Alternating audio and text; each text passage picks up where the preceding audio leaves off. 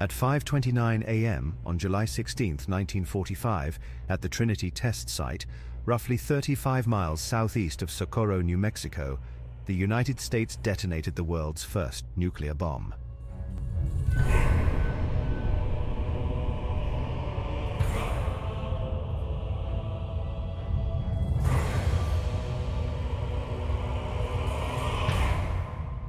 Emitting an energy equivalent to approximately 25 kilotons of TNT. The head of the top-secret Manhattan Project and the grandfather of the atomic bomb, J. Robert Oppenheimer, would later recall a verse from the Hindu scripture in the Bhagavad Gita. Now I am become death, the destroyer of worlds. A fitting allegory for a bomb that would be dropped on the Japanese cities of Hiroshima and Nagasaki 3 weeks later, symbolizing the sole instance of nuclear weapons being employed in armed conflict. The bombings resulted in the tragic loss of an estimated 250,000 lives, bringing a dramatic and momentous conclusion to the Second World War.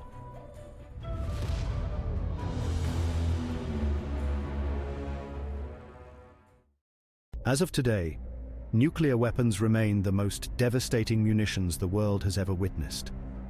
An airburst detonation from the Soviet Union's 100 megaton Tsar bomber, the most powerful nuclear weapon ever created, would obliterate anything or anyone within 3.8 miles of its blast center.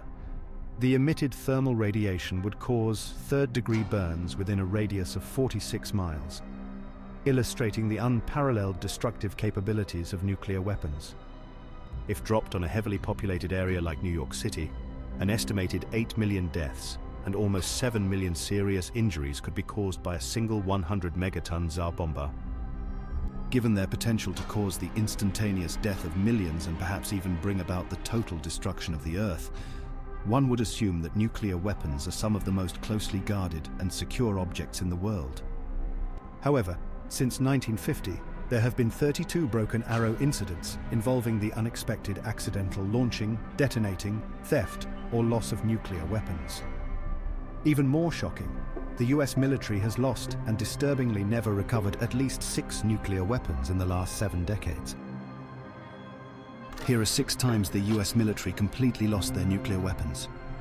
On February 13, 1950, the 17-member crew of a B-36 Peacemaker, Flight 2075, took off from Eielson Air Force Base, near Fairbanks, Alaska, for a training flight aimed at simulating a nuclear strike on the Soviet Union. The crew was scheduled to fly a 5,000-mile route to Montana, conduct a mock bombing run on San Francisco, and finally land at Carswell Air Force Base in Texas. On board for the flight was a Mark IV nuclear bomb without its plutonium core. Not long after takeoff, ice accumulated on the plane's fuselage, causing the B-36 to take on excessive weight. The added stress resulted in 3 of the bomber's 6 engines catching fire. Now, flying at half power, Flight 2075 began to lose altitude at a rate of 500 feet per minute.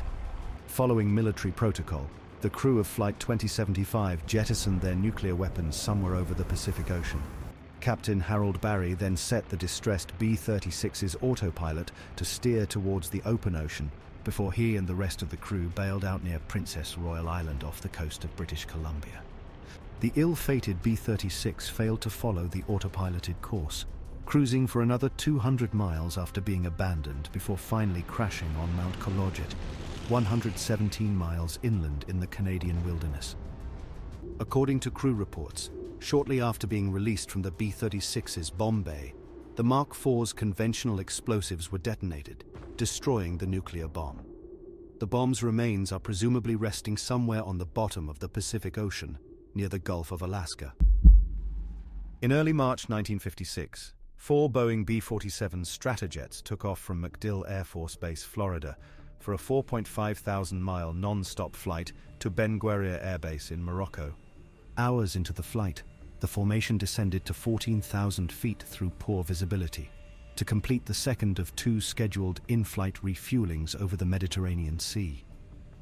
However, as they punched through dense cloud cover, only 3 of the 4 long-range, high-altitude bombers emerged. French news media reported that locals claimed to have seen a sizable airborne explosion near the Algerian coastal village of Port Said. However, an extensive search by American, British, French, Spanish, and Moroccan militaries failed to find any evidence of the eventual fate of the missing B-47 bomber's crew. At the time of its disappearance, official Department of Defense records indicate that Inkspot 59 was carrying 2 capsules of nuclear weapons. However, the specific type of nuclear weapons transported by the lost B-47 has never been disclosed. To date, no debris, crash site, or the B-47's nuclear weapons cargo have ever been found. Shortly after midnight on February 5, 1958, a B-47 bomber under the command of U.S. Air Force Major Howard Richardson took off from Homestead Air Force Base in Florida for a simulated long-distance bombing mission. To make the simulated nuclear strike on Russia as realistic as possible, the long-range bomber carried a 7.6 thousand-pound Mark 15 nuclear bomb. 2 hours into their mission, a large explosion rocked the right wing of the B-47. "We didn't know what it was. We thought maybe it was something from outer space," Richardson later recounted to the BBC. Rather than space aliens, an F-86 Sabre fighter jet, which was not involved in the training flight, had collided with the bomber, ripping a hole in the wing and almost knocking the engine completely off. Thankfully, the pilot of the F-86 survived the crash after ejecting near Sylvania, Georgia. Despite the severe damage, the B-47 managed to stay airborne, allowing Major Richardson to attempt an emergency landing at nearby Hunter Army Airfield in Savannah. In a moment of urgency, the crew sought permission to jettison the 12-foot-long Mark 15 nuclear bomb near the mouth of the Savannah River and Tybee Island to avoid the risk of an explosion during the emergency landing. With permission granted and now relieved of the nearly 8,000-pound bomb, Major Richardson skillfully landed the damaged B-47 at Hunter Army Airfield. For his heroics, Richardson would later be awarded the Distinguished Flying Cross by the Air Force.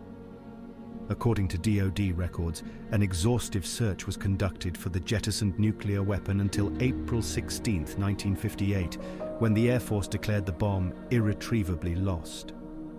The Air Force maintains that the bomb was not a fully functional nuclear weapon, asserting it contained a simulated 150-pound lead cap instead of a plutonium core. However, during 1966 congressional testimony, Assistant Secretary of Defense W.J. Howard described the lost bomb as a complete weapon, a bomb with a nuclear capsule, and confirmed the presence of a plutonium trigger. On January 24, 1961, the 8-man crew of a B-52 Stratofortress, stationed at Seymour Johnson Air Force Base, embarked on a routine training mission near Goldsboro, North Carolina. The massive strategic bomber was carrying not 1 but 2, 3 to 4 megaton Mark 39 nuclear bombs in its bay. Hours into the flight, the aircrew discovered a fuel leak in the right wing of the B-52 during a scheduled aerial refueling.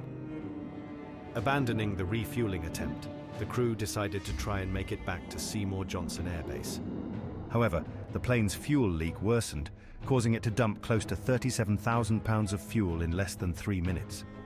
Descending below 10,000 feet, pilots reported a loss of control of the aircraft, prompting the decision for the crew to bail out. 6 crew members successfully ejected or bailed out of the rapidly descending aircraft. Somewhere around 1,000 to 2,000 feet in altitude, the out-of-control plane began to break apart, causing the 2 nuclear bombs to be released from the erstwhile B-52.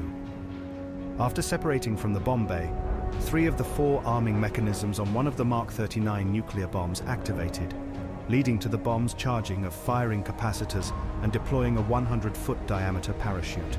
Gracefully descending by parachute, the bomb eventually landed intact, standing upright amidst the aircraft wreckage that spread across nearly 2 square miles of a tobacco and cotton farm in Faro, North Carolina. The second nuclear weapon failed to deploy its parachute, resulting in the bomb hurtling into a nearby muddy field at an estimated speed of 700 miles per hour. Explosive ordnance crews would later discover the tail section of the nearly 12-foot-long bomb buried 20 feet below ground. Lieutenant Dr. Jack Revell, a seasoned munitions expert, led the bomb recovery team in 1961 and made the horrifying discovery that the trigger switch of the second nuclear weapon was in the armed position. Formally classified documents released through the Freedom of Information Act unveiled a startling truth. Only a single low-voltage trigger switch prevented both thermonuclear bombs from detonating. In late October 1965, the USS Ticonderoga, an Essex-class aircraft carrier, set sail from U.S. Naval Base Subic Bay in the Philippines, supposedly for joint training maneuvers in the Philippine Sea. After a month at sea, on December 5th, naval crews attempted to move a Douglas A-4E Skyhawk light attack aircraft, piloted by Lieutenant Douglas M. Webster, from the hangar bay to the elevator. In a baffling turn of events, as the Skyhawk was being moved from the carrier's hangar bay, it accidentally rolled over the side, plunging the plane with Webster inside into the sea. Even more astonishing, the Skyhawk was carrying a single B-43 nuclear bomb at the time of the incident. Rescue crews never located or recovered Webster, the Skyhawk, or the 12-foot, 2,000-pound nuclear bomb. The Department of Defense kept the accident under wraps until 1981. Even then, the Pentagon only admitted the mishap, which had taken place some 500 miles away from land in the Pacific Ocean, in a brief and curt 3-sentence accident report. Contradicting the Pentagon's initial version of events, in 1989, Greenpeace and William Arkin, a naval expert with the Private Institute for Policy Studies, uncovered official Navy documents showing that Ticonderoga had actually been on combat duty for the Vietnam War and not on a joint training exercise at the time of the accident. Records revealed the nuclear weapon had actually been lost some 70 to 80 miles from Japan and on its way to port call at a US base in Okinawa. News that a nuclear weapon had been lost near Japanese territory sparked a bit of a diplomatic crisis. The only nation to have ever been on the receiving end of nuclear weapons, Japan forbids nuclear weapons to cross inside its borders. In February 1968, the Skipjack-class nuclear submarine, USS Scorpion, was deployed to the Mediterranean Sea with the 6th Fleet, tasked with surveilling Soviet naval activities in the area. During its 4-month deployment, the Scorpion encountered various mechanical malfunctions, such as a freon leak in the refrigeration systems and a minor electrical fire. Despite these issues and the typical Cold War intrigue, the deployment was relatively uneventful and devoid of major problems. On May 16th, the Scorpion urgently docked at Naval Station Rota in Spain to disembark 2 sailors, one for a family-related emergency and the other for health reasons. Subsequently, while charting a course back to Norfolk, Virginia, the Scorpion detected a Soviet Echo II-class submarine and guided missile destroyer in the vicinity of the Azores.